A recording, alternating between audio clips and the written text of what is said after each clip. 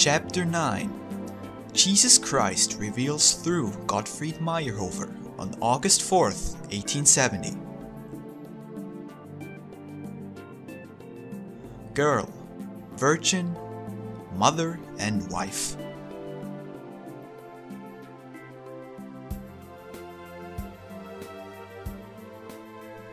Since your company is almost predominantly of the female gender, which exerts such a significant influence on the spiritual education of my children, I will, for the sake of your sisters, give also a few words for them.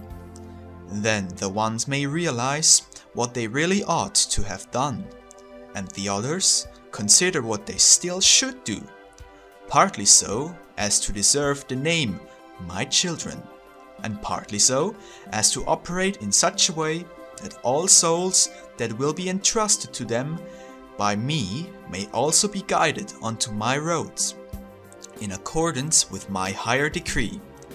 Let us then come to the point. Let us begin, as with the preceding fourfold dictation, namely with youth, or with the first phase as a child, or here of the female gender with the girl.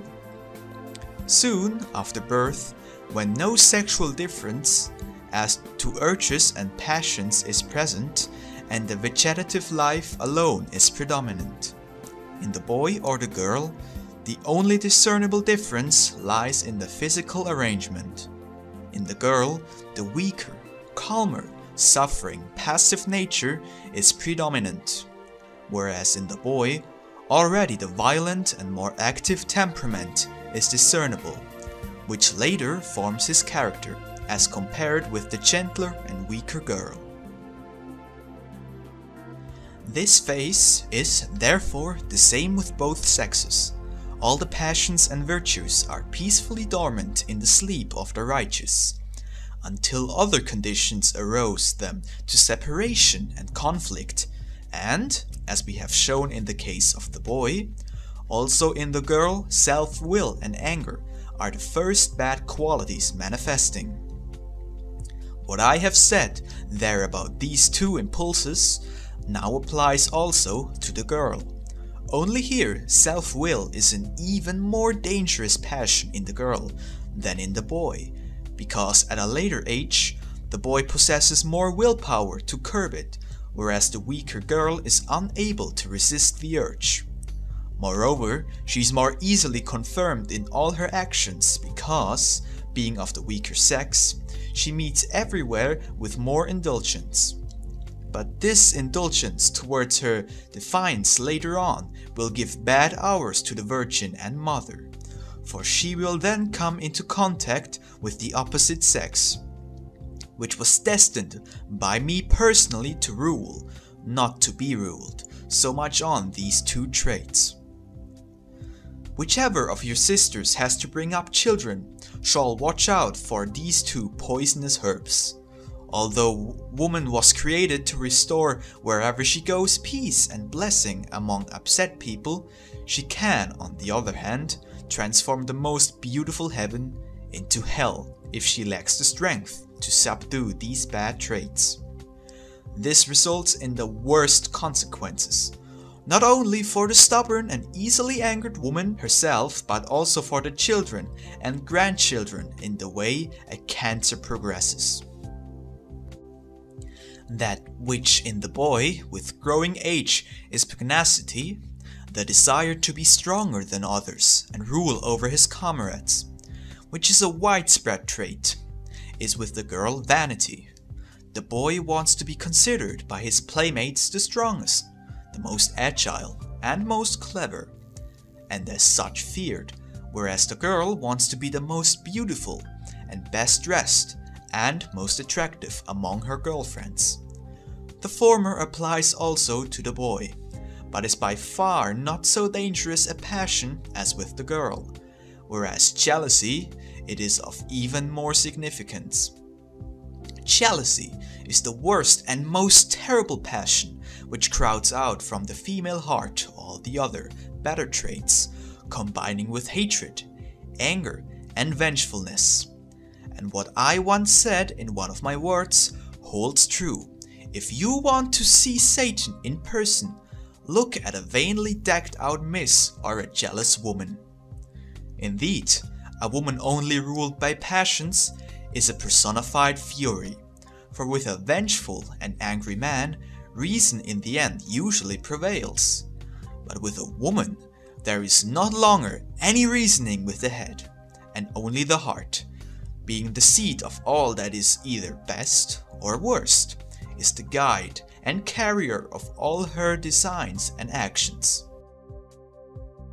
A woman, particularly when her position encourages her to vent her passions, is capable of ravaging the whole earth if she had the chance, and is capable of watching calmly as rivers of blood are flowing, and of spreading misery everywhere. It suffices her to know that her revenge is complete, that her would-be ambition leaves in her satanic soul the sweet realization, you are revenged. Look at the history of your Earth globe's mankind. Since the female sex has ceased to be the subordinate one, since it has begun to step out of its true sphere, namely home life, how much misery this sex has spread among mankind, be it in family life or in the life of the nation. Although it was this sex which was destined to receive from me the palm of victory by virtue of its passive might of gentleness over the rash passions of the man, it now triumphs through the tricks of Satan, seduces and leads man not to victory through love, but into perdition and total decline through its lust for power. So much so that now I must again intervene and free the man from these chains entwined with thorns, which were meant by me to be roses, and to drive from the female heart these bad and evil passions through misery, poverty, and sickness, so that my creation may again get onto the right track, where woman shall be on this earth the helpmeet of man, the appeasing part, not the domineering and alone commanding one. I have said all this in advance in order to show you what has become of the female sex, endowed by me with so many noble qualities, and that only in few hearts there is room left for better feelings than ambition and love of finery. I have shown you how a spark, little noticed in youth, once kindled into a fire, can cause untold misery around it, so that you may realize what you have to shun yourselves, and what you shall protect your children against. Let us now view the picture from another side, namely how I actually created woman, and what she was endowed with so as not to be a hindrance to my design.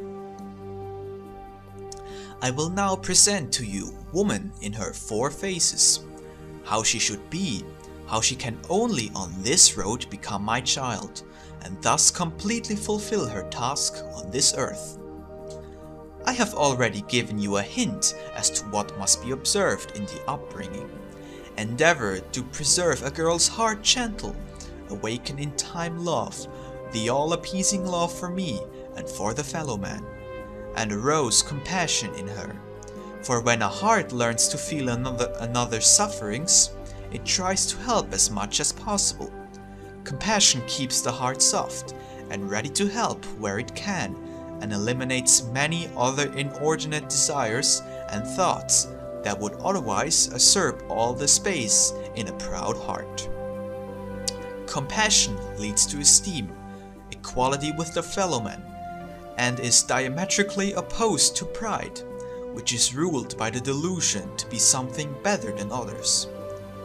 Compassion, this flower out of the crown of neighborly love, sweetens life, soothes every pain, and gives comfort in all circumstances. And exactly whom did I endow with more means to exercise this compassion in the most effective way?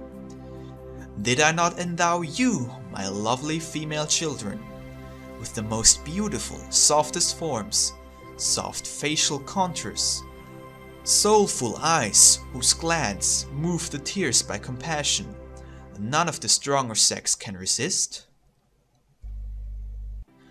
Did I not endow you with a softer voice, whose endearing tone should breathe balm onto the wounds of others? And to what use do most of you put all this? I must turn away my eyes from this picture, which I could unroll before your gaze if I wanted to describe what is now being perpetrated with these divine gifts, which is truly not in my honor. But enough of this. Let us return to our woman as I created her. So watch over these most dangerous traits in the youthful heart of a girl.